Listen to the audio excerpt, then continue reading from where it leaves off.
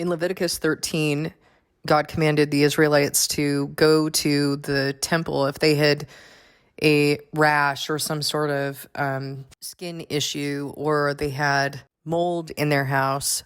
They were to go to the priest at the temple. The priest would take a look at that rash, whatever was going on with their skin. He would write down the symptoms of what it was that they were experiencing, how deep the rash was there white hair, black hair, etc. And then the prescription was always the same. He always told them to go into isolation for 7 days. And what were they doing in isolation? They were returning to God. When they came out of isolation after 7 days, the priest would take a look at what was going on with them. Had anything changed? Are they demonstrating that they're getting better? Is it staying the same? Is it getting worse? If they were getting better, then they would go back into isolation for another 7 days, and then they would be pronounced clean. If they were not, they would be cast out of the camp. Sounds kind of harsh, doesn't it? By the world standards, it sounds harsh. By the world standards, we would say, well, why are you blaming the victim? Because that's our mentality, that we're a victim of what God sends. We don't understand why it is that we're experiencing certain things. And that person, in Leviticus 13, 45 through 46, it says, anyone with such a defiling skin disease must wear torn clothes, let their hair be unkempt, cover the lower part of their face, and cry out, unclean, unclean. As long as they have the disease, they remain unclean. They must live alone. They must live outside of the camp. Now, if they started to heal and demonstrate that they were healing, then they would come back into the camp. They'd be allowed back into the camp, but they had to demonstrate that.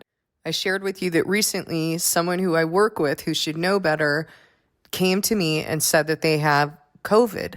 Even though the way that we talk among those who are doing this work, there should be an understanding about that God is doing something right now. There should be an understanding that we're unclean, that God is dealing with us. It's one thing to call your boss and tell your boss, look, here's what's going on. I'm not going to be able to come to work. You're not going to call your boss if they don't know about this and say, you know, I disobeyed God. I stepped away and he's dealing with me right now. That's a different thing. You're going to speak differently with those who don't understand. I shared with you that a couple nights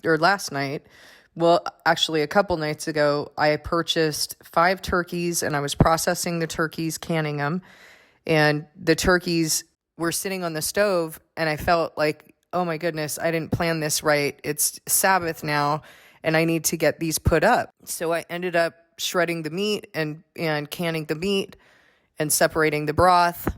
The broth, on the other hand, I could keep boiling with the bones, but I canned the meat. And I know better than to do stuff like that. And God turned the meat bitter. I have been cooking turkeys for something like 30 years. I've never in my life had a bitter turkey. And I got super, super sick.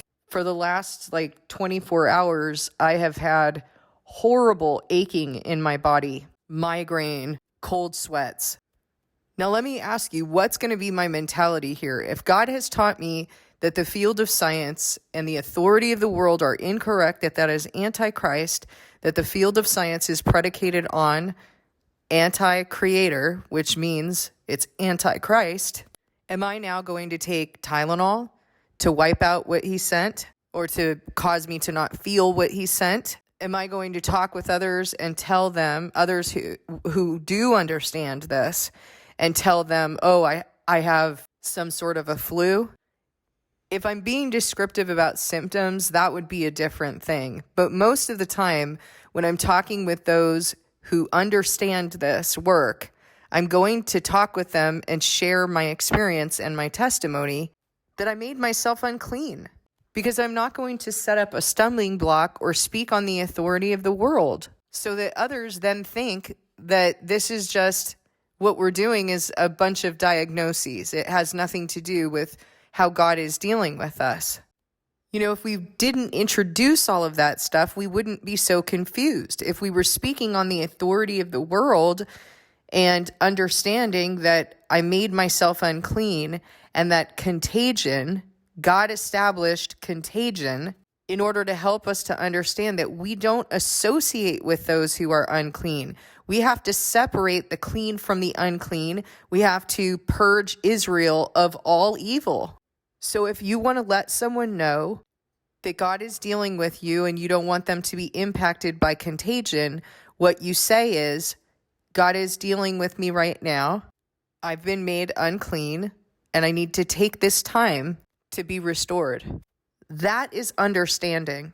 But going around telling people that we have some sort of diagnosis is not understanding. And the problem is, not only are we going to set up a stumbling block for them, but we're also going to set up a stumbling block for ourselves because we're not speaking on what God established. We're not going to understand that when he's dealing with us, when we've made ourselves unclean, he's dealing with us. He is doing something. And as it is, the last 24 hours, let me tell you, even still right now, like my head hurts so much and my body hurts so much. You know, when you just cannot get comfortable because you have those cold sweats and you have that intense pain in your body. But God's been talking with me. He's been talking with me based on his word and what he's taught me. Does it not say in Job 33 that someone who is chastened on a bed of pain? What is chastened? Chastened is rebuke of a rebuke. I'm being rebuked right now by God. He's letting me know that I am starting to get to a point where I'm just excusing myself in certain ways. And he doesn't let me step that far out. I can't excuse myself. I can't get lazy. I'll tell you something else that he's doing. About 3 days ago, my dog has been dealing with something, and I know that our animals and our children who are not capable, they are not accountable yet, at least young children, and they are affected by our sin. And my dog was dealing with something, and it was hurting me. It was breaking my heart. And I prayed and I asked God, Lord, I know that my dog is not capable of sin and she's experiencing this grief and it's grieving me. And I know that you're talking to me, and he had been talking to me. And in fact, this is not an issue that is new. He has dealt with me on this before and always told me that when she starts dealing with this thing, it is because I've been distracting myself, that I need to stop letting the enemy in. Stop letting the enemy in to attack me or to attack my animals, those over whom I preside, those who depend on me. And 3 days ago, I prayed, even though I know that, this is something that he's told me at least for about a year now, that when this happens, I have to look at that distraction piece and where I'm letting the enemy in because he's talking to me. And so I do believe that God is answering that prayer, that he has led me into temptation. That doesn't mean God is tempting me. What it means is I'm tempted by my own sinful desires. He provided an opportunity for me to be tempted, and I took the bait, and he's also answering the prayer that I prayed the other day. And he's showing me and confirming for me because I wanted to understand, how do our children, how do our animals, how do those who are dependent on us end up being affected by our own sin? Now look, am I adding to the scroll? Am I adding some sort of detail or fluff? No, this is absolutely in the word. Our children are affected by our sins. They are affected by the curses that are placed on us. They are affected by the spirits that we let in through our sin. Think about what God established in the natural. If you are allowing an enemy, an abuser, for example, into your house, that abuser now has access to your children. And it's the same thing with your spiritual house. That enemy is going to defile your property. Your life is going to be affected by them. Your life is going to become messy and chaotic. And your household are going to be affected by what you've let in. That's how that works. And I know that people say, oh, don't blame parents for what's happening with their kids. Again, the message of the world is don't blame the victim. Who are we a victim of? If God is sovereign and he's doing something all the time, are we a victim of God? Because if you think that way, then you have to reconcile that question with God. The way that we are living does affect our household, particularly those who are dependent on us. And it affects it in both ways. When I began to heal My daughter, who didn't even live in my household, began to heal because what I was doing was affecting her either through blessing or through punishment. So if we love our children, we love our animals, we love those who are dependent on us, we really need to take this into consideration and understand the nature of how God is dealing with us. If we believe that He's sovereign, then we have to receive what it is that He's doing instead of making up our own story that God gave us science and He wants us to now go and utilize science. Despite the fact that we know that what is being practiced in science was historically witchcraft, pharmakia, bloodletting, that science as it is practiced today is fundamentally predicated on the idea that there's no creator and that we evolved. Even those disciplines that call themselves Christian, such as Christian therapy, that person was trained on the authority of the world. They were not trained on the authority of the word. Even though we discern the fruit, many of you will tell me that, pharmaceutical companies have a satanic agenda. They don't care about you. Insurance companies, same thing. Even though you'll tell me that, many of you do not believe or comprehend that God's people and God's systems don't join with things like that. They don't join with those with whom they are not in agreement. We are to be separated. We are to be a holy nation to Him. We are to separate the clean from the unclean. We are to have nothing to do with those who live by the flesh. So you got to watch the way that people are talking. What are the words that are coming out of their mouth? Because that's coming from their heart. If they're saying things like that, that's what they believe in. They have no understanding about why it is that God established contagion. They have no understanding about what it is that God is doing in sending them disease. God is doing something.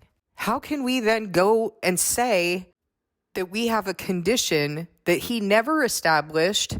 Like I said, it's one thing to call up your boss and say, hey, I can't come into work. I have these symptoms or whatever. But it's a whole other thing for us to be speaking that way with others who actually understand, who know what the truth is. God's dealing with me right now. I've made myself unclean.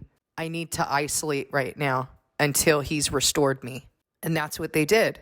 They isolated until they were ceremonially clean, repeatedly in Leviticus. Now, I'm not returning you back to the law. What I'm doing is I'm helping you to understand what God established so that we understand why it is that He sends these things. Nothing has changed. Nothing's been abolished. The things that God has established have only been fulfilled. And I have actually heard people say, well, didn't Jesus come to do away with all of that? With all of what? Sickness? I mean, if that's so, why do we still get sick? Come on. That's a lazy heart that doesn't want to seek to understand what God's doing. I shared with you the process of defiling myself with that situation with that contractor, letting him onto my property, even though I had discerned that he was not good. And then I shared with you the process of being restored back to God. And it took several days, didn't it? Each day I was sharing with you the things that He was teaching me. And then I shared with you how I knew that I had been restored, that feeling of peace came back and affirmation and confirmation because I had received what He was doing. That's exactly what's going to happen in this situation. It is exactly how I need to understand what God is doing. When I'm laying chastened on that bed of pain, I'm not going to sit here and think that I just need to wait it out and I need to take some Tylenol and wait out what God is doing. I'm going to understand that God is doing something with me and I need to receive it. And because of that, I've not been sick very often. And when I am, I know exactly what's happening and it goes away pretty quickly. Why does it go away? Not because I waited out the time. It goes away because God sends it away. He doesn't give grief willingly. He's not going to give more than is necessary for us to learn the lesson. I have made myself unclean. God is doing something with me. I need to isolate until that happens. I need to protect others from the uncleanliness that I allowed. Thank you for listening. God bless you, and I'll see you in the next video.